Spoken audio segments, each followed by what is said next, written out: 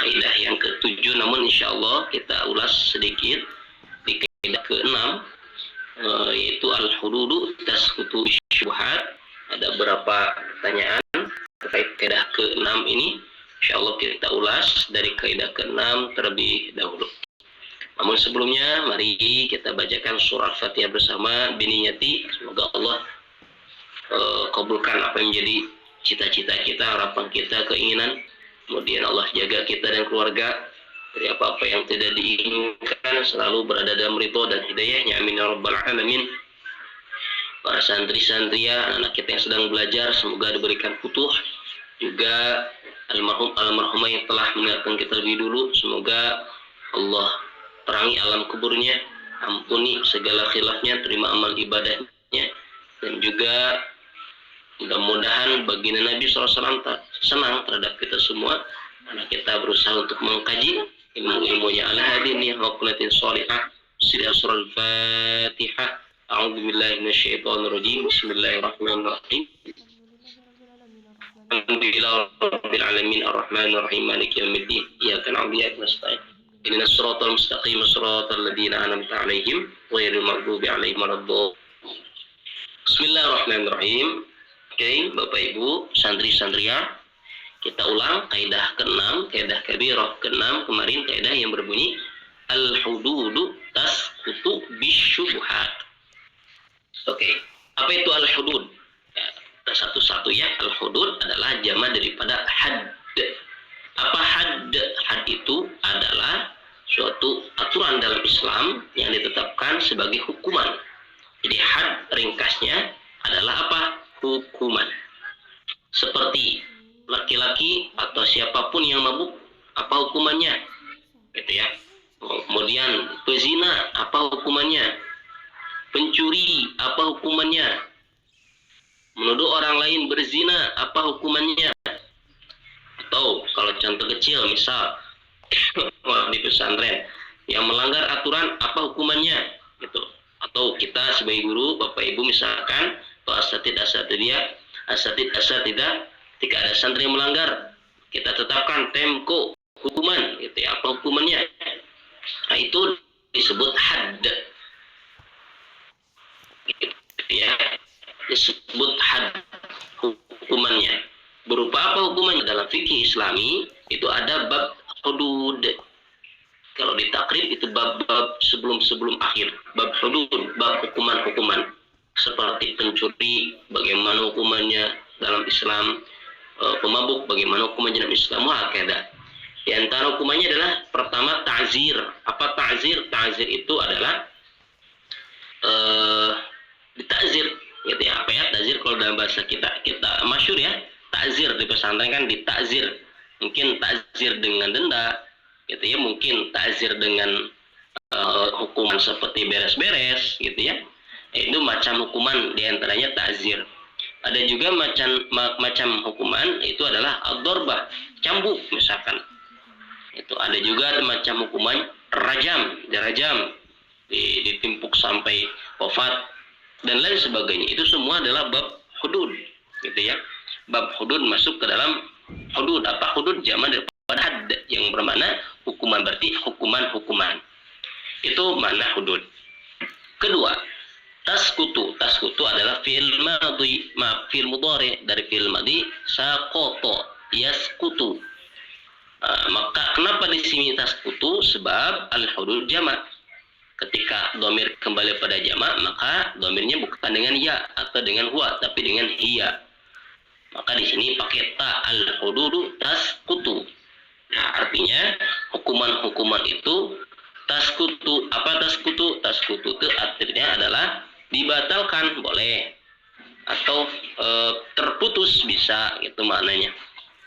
Hukuman itu terputus, hukuman itu dibatalkan oleh apa? Bi di sini bi as-sababiyah, artinya bi sebab. Hukuman itu terputus oleh sebab asyubhat. Apa asyubhat? Beberapa majlis ke belakang kita pernah mendengar ada hadis yang berbunyi innal halala bayyin wa innal harama bayyin wa bainahuma umurun mushtabihat atau musyabihat. Semua istilah ini sama maknanya, syubhat, mustabihat, artinya adalah samar atau tidak jelas. Nah, maka apa maksud daripada kaidah ini? Hukuman-hukuman itu terputus atau dibatalkan oleh apa? Oleh ketidakjelasan. Apa contohnya? Gitu. Nah, contohnya adalah contoh studi kasus, lihat di halaman 20 nomor 1. Man sarqa mala asli. Ini jangan dulu ke mencuri harta Bapak, tapi umumnya mencuri. Ketika ada orang mencuri, itu nanti di bab hudud, maka insya Allah sebetulnya kalau ingin belajar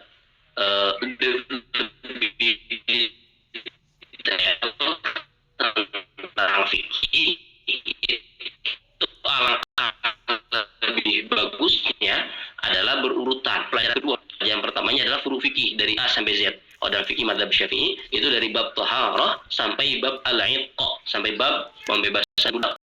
Ya, itu semuanya komplit, gitu ya. Maka dulu kita pertama majlis pernah berniat menghatamkan kitab Bulughul Maram min Adillatil Ahkam karya Imam Ibnu Hajar Al-Asqalani, yang mana tertibnya atau urutan hadis-hadis dalam kitab tersebut berdasarkan bab fikih dalam madzhab Syafi'i. Mengapa? Karena Imam Ibnu Hajar bermadzhab Syafi'i. Siapa Imam Ibnu Hajar? Pengarang Bulughul Maram, penghimpun hadis di kitab Bulughul Maram dan pensyarah Sahih Bukhari, kitab terbaik setelah Al-Quran. Siapa pensyarahnya atau yang memberi penjelasannya? Imam Ibnu Hajar Al-Asqalani Al-Misri. Itu beliau di Mesir, wafatnya di Mesir, dan orang Mesir, dan makamnya juga di sini di Mesir. Kemudian kalau lebih bagusnya belajar, itu bagusnya adalah dari fikih, dari dasar, dari awal, dari A sampai Z, dari bab Thaharah sampai bab Al-'Itq. Maka kita dulu pernah berniat tadi, mudah-mudahan Allah izinkan kita ada waktu atau ada kesempatan untuk baca lagi, Allah mudahkan. Kalimatnya keliru ya, bukan kalau ada kesempatan, bukan, tapi Allah mudahkan kita untuk membacanya, karena semuanya ada dengan izin Allah Subhanahu wa taala. Dan Allah berikan izin kita untuk bisa menghatamkan Bulughul Maram, amin insyaallah. Nah, setelah belajar itu fikih dari A sampai Z, nah baru naik step selanjutnya adalah qawaid fiqhiyah. Jadi kenapa qawaid fikih step kedua? Sebab dihimpun masalah-masalah fikih tersebut menjadi kaidah, gitu. Nah, baru ketika setelah di qawaid fiqhiyah, kalau ingin lebih dalam lagi mempelajari usul fikih, asal usul kenapa sih menjadi hukum, gitu ya. Ini urutan dalam belajar. Nah, kalau kita, karena kita adalah daruratul waqt atau daruriyatul waqt atau wajibul waqt bagi kita waktunya sudah wajib untuk segera mengamalkan. Karena kalau belajar atau baca dari awal, dari A sampai Z, kitab Thaharah sampai kitab Al-'Itq, itu bukan sedikit Bapak Ibu ya. Apalagi kalau dengan pemahaman yang benar-benar dakik, benar-benar tajam, benar-benar ingin mendetail, maka tidak cukup untuk 2-3 jam atau 3 bulan.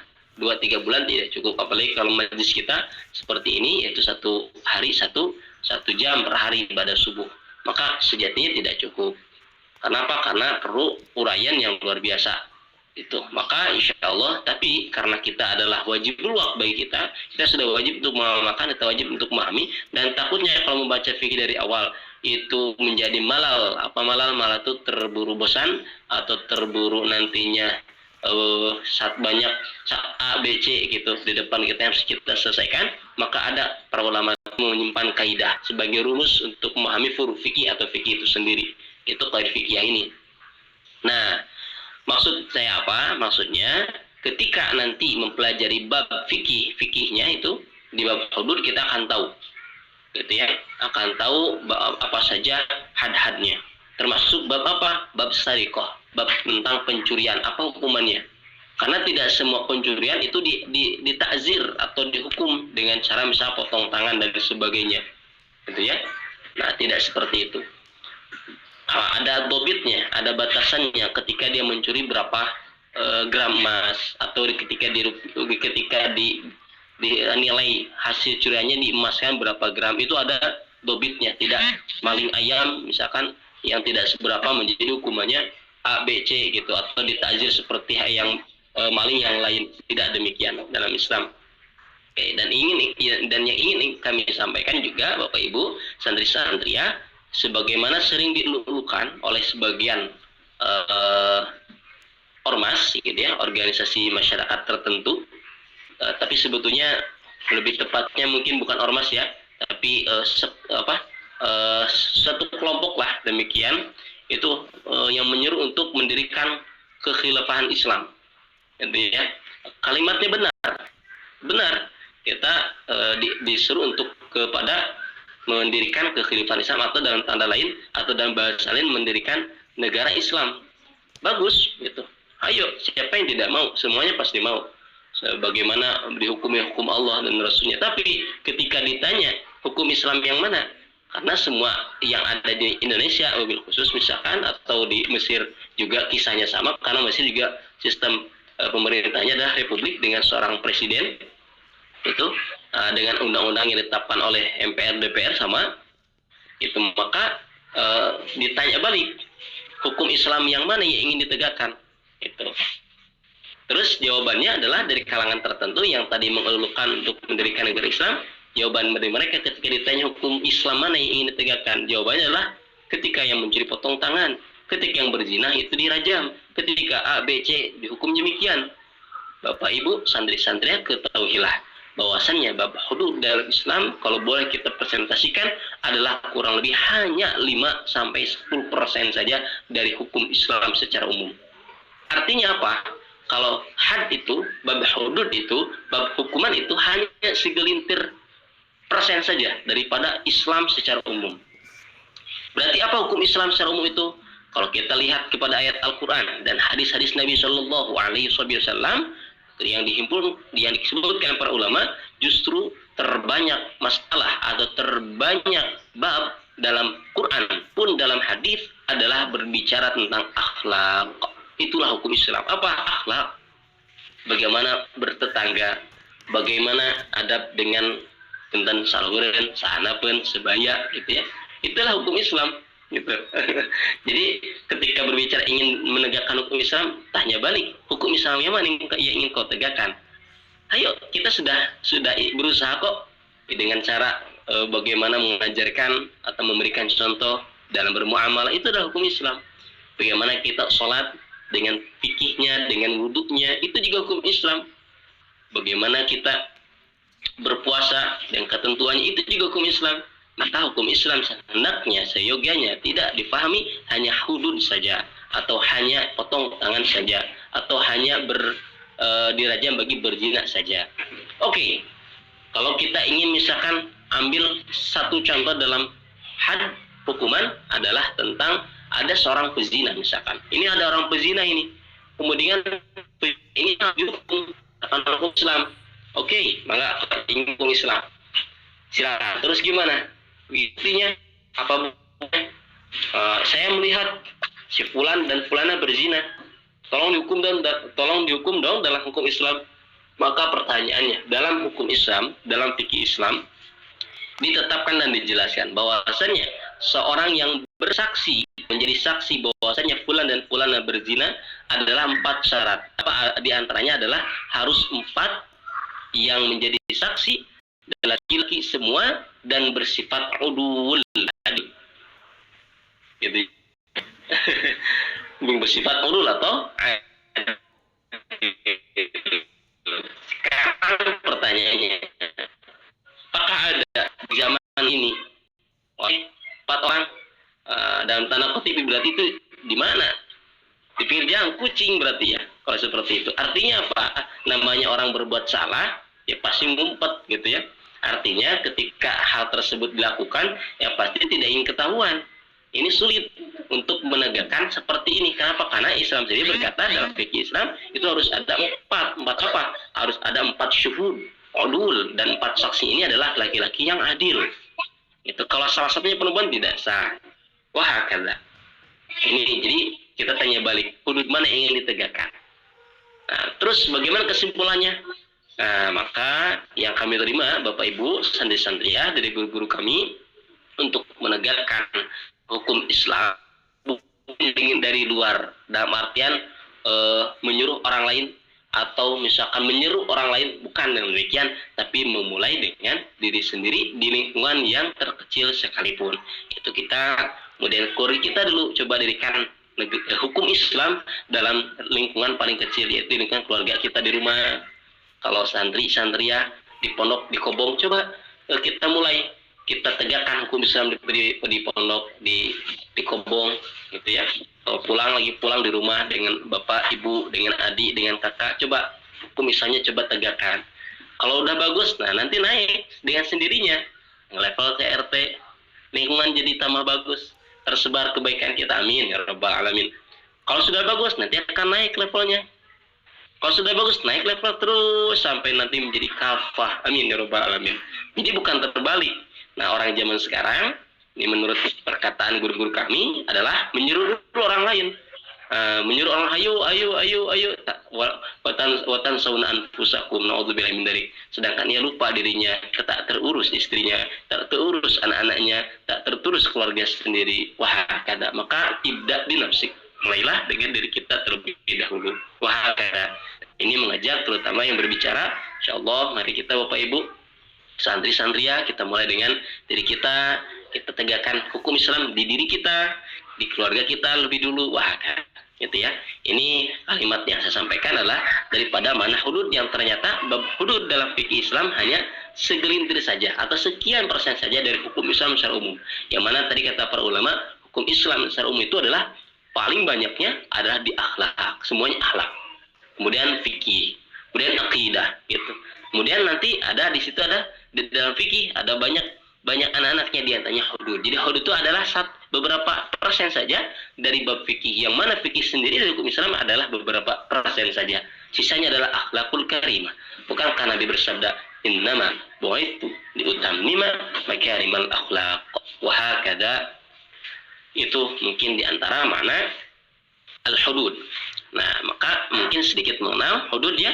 Kemudian tadi di contoh nomor 1, apa itu mencuri? Nah, tadi kalau dalam fikih ketika mencuri ada hukumannya had. Nah, konteks di sini hubungannya dengan kaidah di atas adalah bagaimana ketika seseorang mencuri uang asalnya. Asal di sini adalah dalam bahasa fikih disebut asal dia. Siapa asal dia? Orang tuanya. Furu dia, siapa furu dia? Berarti ke bawah anak-anaknya, gitu ya. Ada seorang anak mencuri harta orang tuanya. Mencuri uang di rumah, di tempat orang tua nyimpan uang, diambil uang tersebut. Nah, ini kan sebelum kepada harta orang tuanya.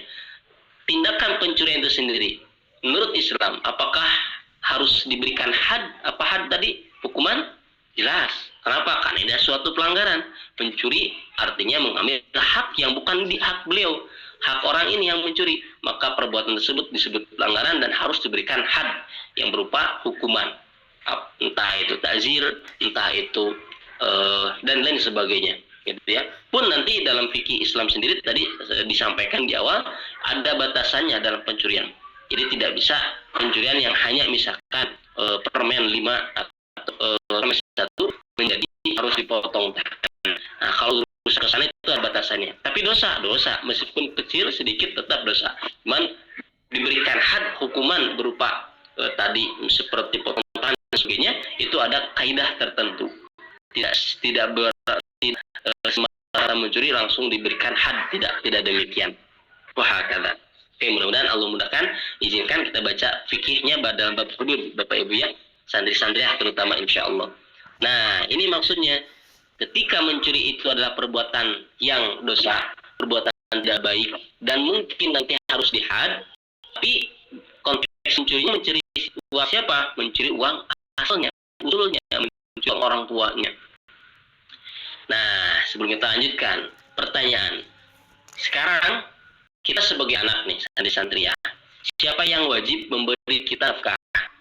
Yang wajib memberi kita nafkah adalah siapa? Orang tua kita. Gitu ya. Jadi orang tua kita wajib memberikan nafkah kepada anaknya. Maka nafkah tersebut banyak apanya? Banyak maknanya. Bisa berupa perhatian, bisa berupa uang, kasih sayang dan sebagainya. Kita ambil contoh yaitu di sini konteksnya misal uang, karena yang dicuri berarti ain, zat yang terlihat berarti uang. Maka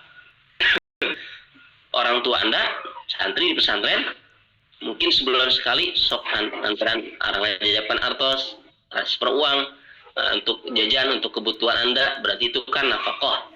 Kewajiban mereka memberikan uang atau kasih sayang kepada Anda yang berupa uang tadi untuk kebutuhan Anda, dan itu kewajiban mereka.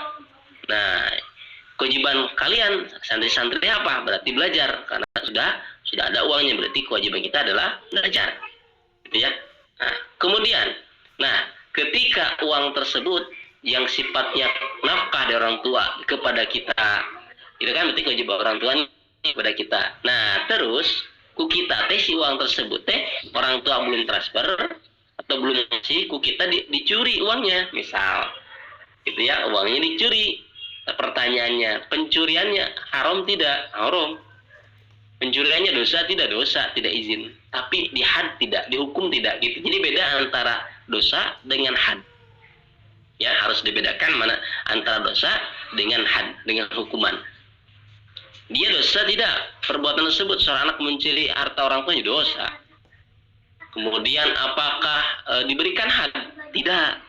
Kenapa tidak? Karena ada syubhah. Nah, ini poinnya di sini. Apa syubhahnya? Apa tadi syubhah? Ketidakjelasan. Maksud ketidakjelasan dalam konteks ini apa? Karena mungkin saja uang tersebut adalah uang yang akan diberikan sebagai nafkah.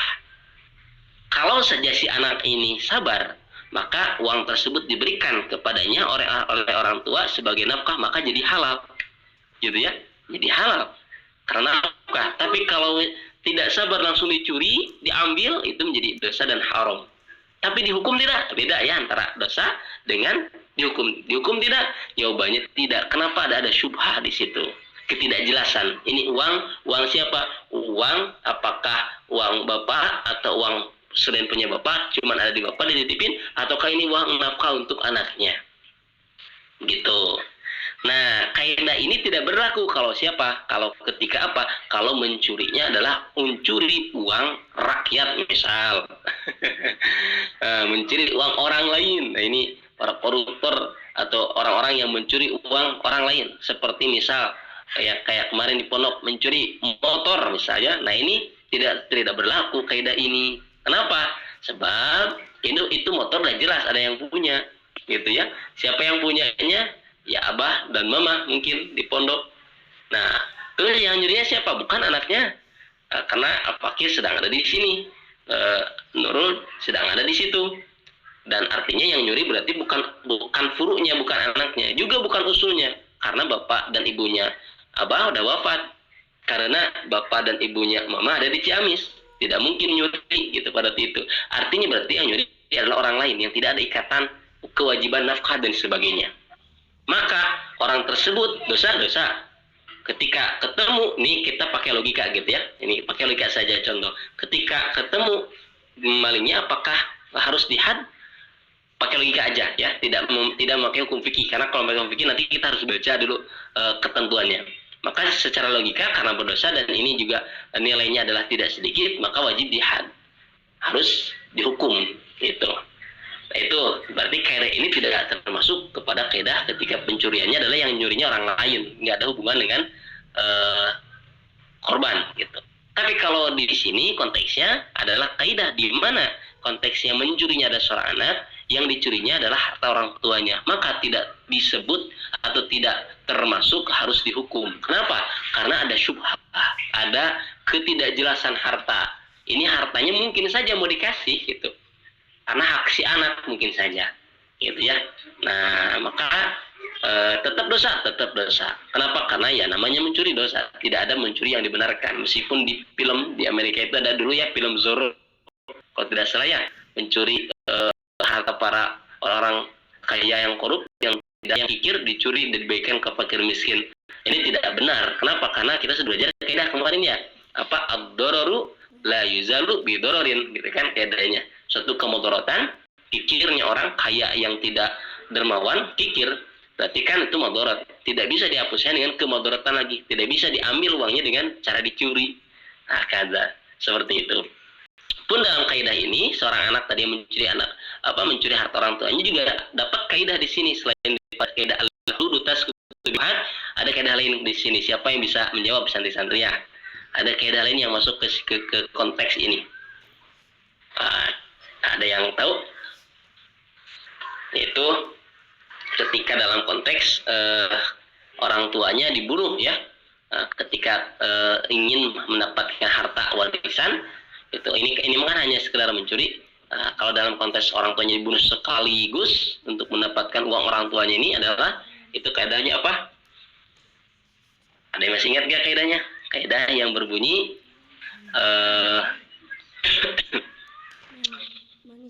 apabila, bagaimana bahasa Arabnya, apabila kita terburu-buru, manista'jala fi syai'in qabla awani auqiba bihirmani. Dia pernah kita di atas di kaidah-kaidah yang pernah kita pelajari di atas ada, barang siapa yang terburu-buru untuk mendapatkan sesuatu sebelum waktunya, maka dia diiqab, disiksa karena keharuman perbuatan tersebut.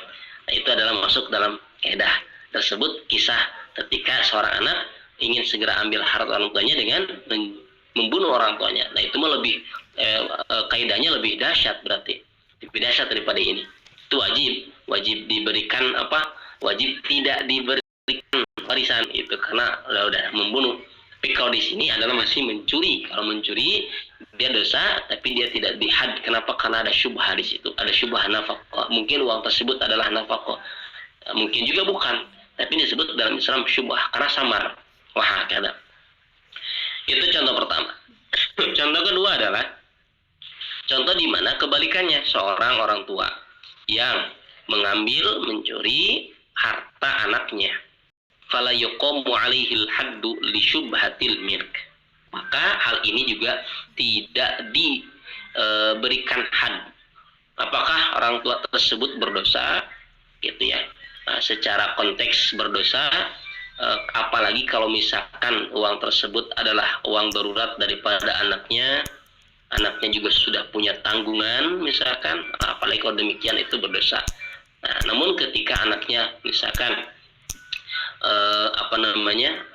tidak memperhatikan orang tuanya, kemudian orang tuanya sampai naudzubillah ya, sampai misalkan tidak bisa makan, nah maka ketika mengambil itu bukan mengambil, berarti itu mah diingatkan sudah tidak mempan, ya mangga itu mah dimusyawarahkan lebih bagusnya itu ketika ada anak seperti itu. Naudzubillah kita tidak seperti itu, amin, mudah-mudahan tidak seperti itu anak-anak santri-santri ya, kita urus gitu ya, atau kita perhatikan orang tua. Nah, cuman konteksnya adalah ketika seorang orang tua misalkan mengambil harta anaknya, kemudian apakah itu berdosa? Secara umum berdosa. Apakah harus diberikan had? Maka tidak. Kenapa? Ada syubhah. Apa syubhahnya? Syubhatul milk. Apalagi syubhatul milk? Karena mungkin saja harta anak tersebut adalah warisan dari orang tuanya. Atau mungkin saja harta anak orang tersebut adalah milik orang tuanya yang dipakai oleh anak tersebut. Gitu ya. Ini ada syubhah. Maka kaidah ini berbunyi al-hudud tasqutu bisyubuhat. Anak yang mencuri harta orang tuanya, orang tua yang mencuri harta anaknya, keduanya berdosa. Tapi diberikan hukuman had tidak? Jawabannya tidak. Kenapa? Karena ada syubhah, kesamaran. Mungkin saja itu adalah uang mereka juga gitu. Wah, kada. Oke, itu dua kaidah di contoh al-hududu tasqutu bisyubuhat. Mudah-mudahan bisa difahami.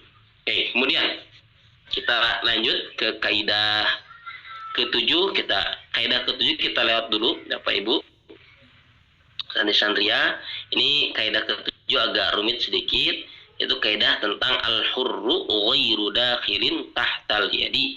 Al-hurru orang yang merdeka, ghairu dakhilin tidak dikuasai atau tidak dimiliki, tahtal yad tidak dimiliki orang lain. Ini kaidah unik, cuman agak rumit sedikit, insyaallah kita garis bawahi, kita nanti bahas di akhir-akhir insyaallah ya. Oke, karena ada hubungannya dengan bab tentang gosok gitu, ada bab tentang psycho dan sebagainya. Ini harus detail sedikit, tapi insyaallah nanti kita di akhir sebelum khatam bahas kaidah ke-7 ini kita garis bawah. Kita lanjut kepada kaidah ke-8, kaidah yang sama dengan kaidah ke-4. Kaidah keempat kemarin apa? At-tabi', tabi'. Kalau kaidah ke-8 ini apa? Al-harimu lahu hukmun ma huwa harimun lah. Berarti karena kaidahnya sama, berarti contohnya pun sama. Gitu ya. Jadi sama, ini benar-benar sama. Jadi di mana al-harimu lahu hukmu ma huwa harimun lah. Kemarin apa? At-tabi', tabi'. Yang ikut hukum yang diikuti. Yang diikuti hukumnya halal, maka yang ikut pun jadi halal. Yang diikuti wajib, maka yang ikut pun juga hukumnya wajib. Gitu ya. Nah, wahakadha, maka ini sama dengan kaidah keempat kemarin. Contoh-contohnya pun sama. Ini contoh pertama, wujubu ghusli juz'i minar raqabah wa rasimal wajhi. Yataqa ghuslul wajhi. Nah ini wajib membasuh sebagian daripada raqabah. Raqabah ini leher ya, ketika membasuh muka, maksudnya ketika wudu. Ini kan kemarin dicontohkan bukan hanya sampai ke awal tumbuh janggut, bukan, tapi sampai ke bawahnya. Nah, artinya sebagian daripada leher kan itu. Kemudian juga waras, bagian daripada kepala. Kemarin kan muka di mana batas muka itu di batas tumbuh rambut ya. Tapi ketika udah wudu lebihkan sedikit. Nah, kenapa? Karena tabi. Kenapa? Karena al-harimul hukum wa huwa harimullah. Yang ikut hukum yang diikuti. Di sini sebagian masuk ke kepala itu di atas tuh, itu adalah bagian dari wajah. Jadi bukan semuanya, sedikit saja. Dan maka harus dibasuh juga dalam wudu. Termasuk membasuh muka itu teh. Wah, karena nah, termasuk tangan kemarinnya kita lebihkan sedikit. Kenapa? Itu adalah bagiannya. Bagian juga daripada siku. Wah, karena itu contoh-contoh kemarin sudah kita bahas di kaidah keempat. Insyaallah, nah ini kaidah yang terakhir. Mudah-mudahan pada hari ini kita bahas, soalnya agak panjang kaidah ini dan pemahamannya furu'nya atau contoh-contohnya juga kita pahami dengan detail. Maka insyaallah kaidah yang ke-9 ini adalah kaidah apa? Kaidah yang berbunyi idza ijtama amran min jinsin wahid wa lam yakhtalif maqsuduhuma dakhala ahaduhuma fil akhari ghaliba. Idza, apabila ijtama'a berkumpul amrani, dua perkara, min jinsin wahid, dari jenis yang satu, jenis yang sama, walam yakhtalif, dan dua perkaranya tidak berbeda, maksuduhuma, tujuannya, maka dakhala ahaduhuma, yang satu masuk ke yang lainnya, fil akhari ghaliba, secara ghalib, pada umumnya seperti itu. Apa maksudnya? Bil misal yattadihul maqal, dengan misal, dengan contoh kita akan paham insyaallah. Contoh, saya mau tanya, ketika kita sholat, Allahumma sholli ala nabi, ketika kita sholat, mulai dengan apa ya? Contoh nomor 1 lah di kitab ya. Ketika kita sholat tahiyatul masjid, ya, tahiyatul masjid itu tujuannya apa? Sholatnya, atau tahiyatul masjid itu sunnah lah, sholat sunnah. Kemudian pas masuk ke masjid, ini sudah sholat zuhur atau sholat subuh, sudah berjamaah. Tapi kita ingin mendapatkan pahala apa? Ingin mendapatkan pahala sholat sunat tahiyatul masjid. Nah, pertanyaan, maka apakah sholat tahiyatul masjid kemudian ikut jadi masbuk, ataukah langsung ikut sholat masbuk? Nah, jawabannya adalah tentu ikut langsung sholat berjamaah masbuk. Dan sholat sunnah ini, sholat tahiyatul masjid ini sudah dapat pahalanya dengan langsung ke sholat berjamaah, sholat fardu yang berjamaah. Kenapa demikian? Karena idza ijtama amron, tapi dengan syarat diniatkan. Berbeda kisah dengan ketika misalnya masuk ke masjid, langsung udah pada sholat, Allahu Akbar, langsung apa? Langsung sholat berjamaah. Maka dengan hal seperti itu mendapatkan pahala apa?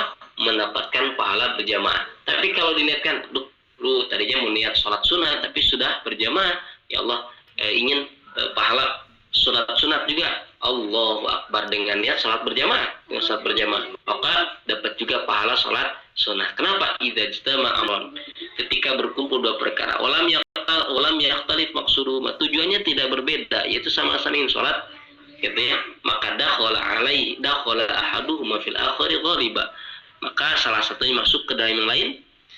Yang di sini berarti sholat tahiyatul masjid masuk ke dalam sholat jemaah yang fardu tadi. Wahakala. Kita lihat contoh kedua. Contoh di mana? Tadi contoh kedua ya. Berarti sekarang contoh pertamanya. Idza tama hadatsun wa janabah. Ketika berkumpul, nih contoh pertama nih. Tulisannya nomor 1, tapi ya kita kisahkan contoh kedua. Idza tama apabila idza tama hadatsun, apabila berkumpul hadas. Apa hadas? Hadas itu adalah biasa dipakai mutlak untuk hadas kecil. Kalau hadas besar bahasanya janabah. Ketika berkumpul hadas kecil dengan hadas besar, maka bagaimana cara mensucikannya? Apakah dua kali? Maksud 2 kali itu hadas kecil kan disucikan apa? Dengan wudu. Hadas besar disucikan apa? Dengan mandi. Berarti apakah wudu dan mandi? Ataukah cukup 1? Nah, maka jawabannya adalah kafa. Ini harus digarisbawahi. Kafa itu bermakna cukup. Berarti kalau misalkan mau 2 dengan wudu, enggak, lebih bagus. Tapi dengan mandi pun itu cukup untuk membersihkan apa? Membersihkan 2 hadas kecil, hadas besar dengan mandi. Dan tidak bisa dengan wudu. Kenapa? Karena wudu hadas kecil. Sedangkan mandi tidak bisa dibersihkan dengan berwudu. Tapi janabah tidak bisa dibersihkan dengan wudu, tapi harus dengan mandi besar. Gitu ya. Maka ketika yang paling besar yang diambil, yang kecil itu terhapuskan otomatis. Itulah idza jtama amran min jinsin wahid wa lam yakhtalif maqsuduhuma dakhala ahaduhuma fil akhari ghaliba. Hakala. Di sini Maulana memberikan contoh lagi. Kama law itama haidun wa janabah. Sebagaimana kalau berkumpul haid dan janabah, janabah di antaranya mungkin punten misal mimpi basah gitu ya. Kemudian berkumpul 2 perkara ini yang menyebabkan harus mandi di 2 keadaan tersebut, yaitu dalam keadaan janabah atau dalam keadaan haid bagi perempuan. Maka perempuan yang mempunyai 2 keadaan ini, yaitu haid dan janabah, apa yang dilakukan? Apakah harus 2 kali mandinya? Gitu ya, karena kan dua-duanya harus mandi wajib, harus mandi besar. Apakah 2 kali melakukannya? Jawabannya adalah tidak. Maka biguslin wahidin biniyati ahadihima, maka cukup dengan mandi sekali saja. Kenapa? Karena idza jtama amran, berkumpul 2 perkara. Walam yakhtalif maqsuduhuma, dan tidak berubah tujuannya. Tujuannya ini sama, tidak berbeda. Maka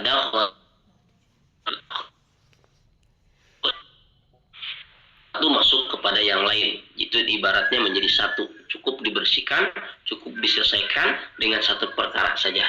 Meskipun masalahnya 2, tapi cukup diselesaikan dengan 1 perkara. Itu contoh. Kemudian di sini ada contoh ketiga. Lau ta'addada sahwu fi shalah. Ketika seseorang lupa dalam sholat. Lupa apa? Contoh, lupa tahiyat awal. Ini dalam bab sholat, lupa tahiyat awal, maka tahiyat awal ini apa hukumnya? Apakah rukun, sunnah abad, atau sunnah hayat? Kenapa? Karena dalam mazhab Syafi'i, ketika lupa rukun, ketika lupa sunnah ba'ad, sunnah hayat, itu ketentuannya berbeda, gitu ya. Nah, maka ketika lupa sunnah abad, dianjurkan untuk apa? Sujud sahwi. Kalimatnya dianjurkan, bukan diwajibkan. Nah, maka seseorang lupa, contoh tahiyat awal, salat yang 4 rakaat, lupa tahiyat awal. Kemudian setelah lupa tahiyat awal, ia pun lupa apa? Dia pun lupa ternyata Allahumma sholli ala nabi tidak setelah lupa tahiyat awal, dia pun ternyata lupa apa lagi? Lupa misalkan gerakan sholat juga. Seperti contoh ketika dalam ruku, nah maka dia tidak ruku melainkan contoh berdiri ya. Setelah berdiri kan ruku, nah dia tidak ruku kemudian sujud. Ingat pas sujud, aduh belum ruku, maka kembali ke ruku. Setelah ruku maka lanjutkan sholat seperti biasa. Nah, maka pertanyaannya, ketika orang tersebut lupa 2/2 kali, pertama di tahiyat awal, dan yang kedua tadi lupa ruku, tapi kembali. Sebab kalau lupa ruku dan lupa tahiyat awal beda kisah. Maksudnya beda kisah adalah beda hukum. Oke, ini agak rumit sedikit, kita urai dari awal, Bapak Ibu ya, santri-santri ya. Nah, terutama dalam bab sholat, santri-santri ya, kelas 4 pernah kita belajar, barangkali masih ingat, dalam bab sholat itu ada 3 komponen. Pertama ada rukun, kedua ada sunnah ba'ad, ketiga ada sunnah hayat. Apa rukun? Perkara yang harus dilakukan dalam sholat. Ketika tidak lakukan dengan sengaja, maka sholatnya tidak sah. Ketika tidak dilakukan dengan tidak sengaja, maka sholatnya sah dengan syarat apa? Kembali kepada rukun yang lupa tadi dan dianjurkan sujud sahwi. Gitu ya. Ini kalau berbicara rukun. Oke. Kedua, ada sunnah ab'ad. Apa sunnah ab'ad? Sunnah ab'ad adalah namanya sunnah, berarti dianjurkan dikerjakan. Kalau tidak dikerjakan dengan sengaja, maka sholatnya sah, berkurang pahalanya dan dianjurkan sujud sahwi. Karena kalau sunnah ab'ad ini tidak sengaja, tadi kan sengaja tidak dikerjakan, masih tetap sah. Kalau tidak sengaja, oh berarti ini lebih bagus dong. Kalau tidak sengaja, maka tetap sah dan dianjurkan juga sujud sahwi. Bedanya apa dengan rukun? Kalau rukun ketika ditinggalkan harus kembali. Contoh saya sholat nih, Allahu Akbar, sholat duhur 4 rakaat, kemudian setelah berdiri baca Fatihah, rukunya dikerjakan, kemudian ruku, dan setelah ruku tidak.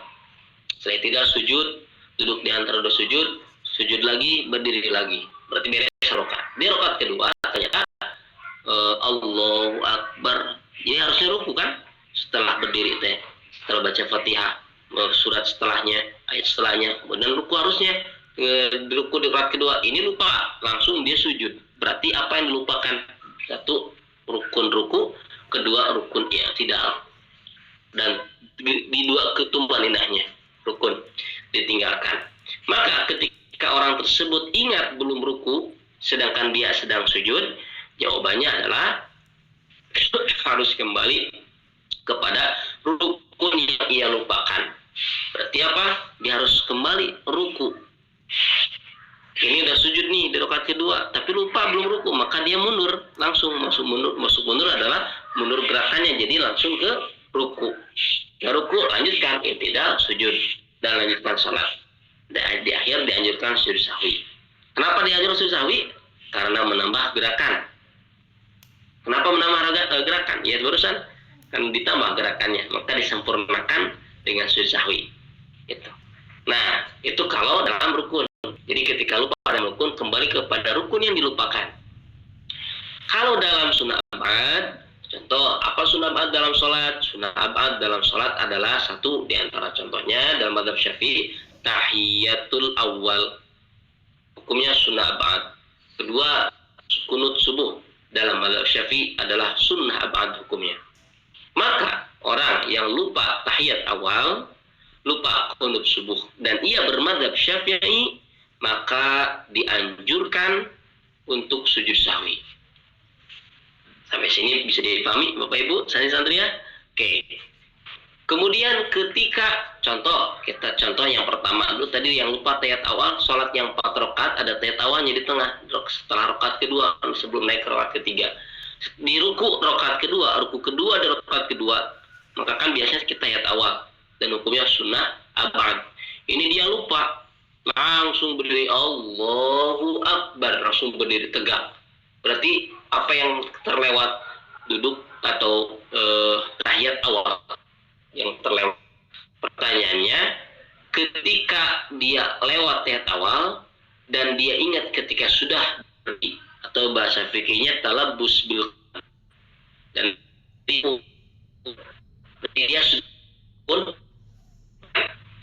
maka jawabannya ini rukun berdiri. Pertanyaannya ini rukun berdiri, sedangkan duduk atau tahiyat awal hukumnya apa? Sunnah ba'ad. Rukun dan sunnah ba'ad berat mana? Urgen mana? Rukun. Maka ada kaidah nanti, kaidah fikih yang berbunyi al fardu la yutraku li sunnah. Yang wajib itu tidak ditinggalkan ngabelaan anu sunnah, gitu ya. Maka artinya tidak harus, bahkan tidak boleh apa? Tidak boleh duduk atau tidak boleh kembali kepada tahiyat awal ketika posisi sudah berdiri, atau bahasa fikihnya talabus bil qiyam. Ini kok beda? Iya. Kalau tadi kan harus kembali kepada rukun yang dilupakan. Kenapa? Karena itu berbicara rukun. Tapi kalau dalam sunnah abad tidak kembali kepada sunnah abad yang ditinggalkan, melainkan lanjutkan. Apalagi kalau sudah talabus bil qiyam, sudah melaksanakan yang rukun, gerakan yang rukun. Kenapa? Karena ada kaidah al fardu la yutraku sunnah. Yang fardu itu, yang rukun itu tidak ditinggalkan ngabelaan anu sunnah. Wahakada, gitu ya. Nah, maka nanti di akhir apa? Di akhir sama, yaitu sujud sahwi. Dalam mazhab Syafi'i, sujud sahwi itu setelah salam. Assalamualaikum. Sebelum salam. Sebelum salam, sujud sahwi 2 kali. Nah, sujud 1 kali, sujud yang kedua baru salam. Itu dalam mazhab Syafi'i. Dalam mazhab lain, contoh dalam mazhab Malik, itu adalah dikerjakan sujud sahwi itu adalah setelah salam. Jadi, Assalamualaikum, baru sujud sahwi. Mazhab Malik. Wahakada. Itu diantara tata cara bab sholat. Apa hubungannya dengan ini? Nah, ini tadi kan ketika meninggalkan rukun, sunnah ab'ad, dianjurkan sujud sahwi. Ketika ada yang lupa dalam rukun dan kembali karena menambah gerakan, maka dianjurkan pula sujud sahwi. Ini dalam satu kali sholat terjadi 2 hal tersebut. Tertinggal sunnah ab'ad, maka kan dianjurkan sujud sahwi.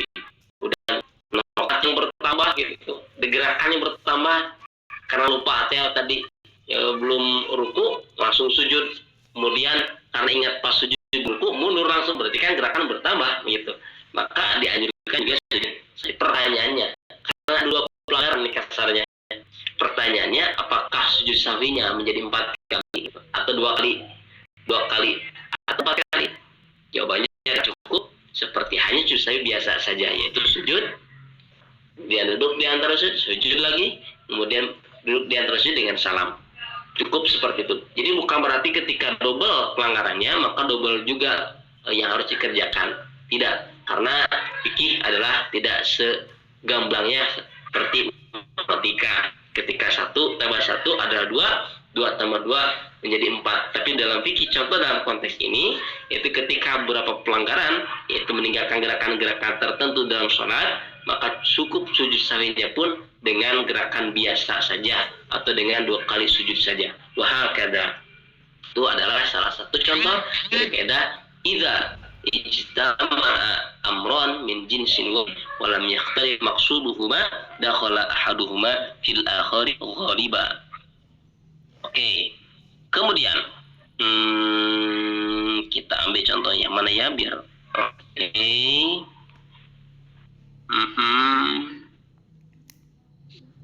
Oke, waktu sudah lagi. Kita ambil satu contoh lagi, yaitu dalam sholat, gitu ya. Atau dalam, ya ini nomor 6 nih tadi. Ketika berkumpul hadas kecil, hadas besar, cukuplah dengan 1 kali mandi, gitu. Bahkan 2 hadas sekalipun tadi berkumpul, maka cukup dengan 1 kali mandi. Atau kaidah contoh uniknya adalah ketika punten sudah wudhu nih, terus kemudian kentut misalnya, atau kan kalau ingin suci lagi dengan berwudhu, kemudian punten misalkan buang air setelah kentut, berarti kan 2 pelanggaran tuh. Maka apakah berarti wudhunya 2 kali? Nah, tidak. Itulah mungkin ringkasnya ya, logika mudahnya. Ketika beberapa pelanggaran, yaitu beberapa kita melakukan hal-hal yang membatalkan wudhu, tapi kan cukup dengan sekali wudhunya. Itulah kaidah idza ijtama'a amron, apabila berkumpul beberapa perkara lebih sekalipun min jinsin wahid, dari jenis yang satu. Apa jenis yang satunya? Itu batal wudhu. Walam yaqtadi maqsuduhuma, dan tidak berbeda tujuannya, itu adalah ingin suci, maka dakhala ahaduhuma fil akhari ghaliba, cukup ada disucikan dengan 1 kali wudhu saja. Insyaallah mudah-mudahan mudah dipahami. Insyaallah besok dalam kaidah-kaidah selanjutnya. Sallallahu alaihi wasallam Muhammad wa ala alihi al-athhar wa sahbihi al-akhyar wa sallim tasliman katsira walhamdulillahi rabbil alamin. Apunten Bapak Ibu kalau terlalu melebar, mudah-mudahan tidak mengurangi hormat kami pada Bapak Ibu semua. Dan kebodohan al-fakir, mudah-mudahan Allah selalu berkahi sehatkan. Sallallahu alaihi Muhammad. Assalamualaikum Waalaikumsalam warahmatullahi wabarakatuh.